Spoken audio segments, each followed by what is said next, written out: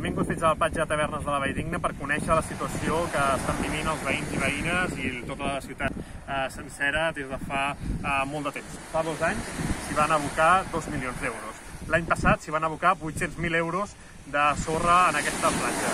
Fa un mes s'hi va abocar 120.000 euros, per tant, gairebé 4 milions d'euros. Doncs fa una setmana va tornar a haver-hi un temporal marítim i es va tornar a endur tota la sorra amb tot el que això comporta. Nosaltres defensem que la solució no és abocar sorra a la platja, no és abocar milions i milions d'euros aquí en aquesta platja de Tavernes de la Valldigna, sinó que hem d'apostar per una solució que respecti el medi ambient i respecti l'ecosistema marí. Per tant, seguirem insistint a la Direcció General de Costes i al Ministeri de Transició Ecològica perquè puguin aportar una solució definitiva a la platja de Tavernes i que no estiguem, insisteixo un cop més, abocant milions i milions d'euros any rere any.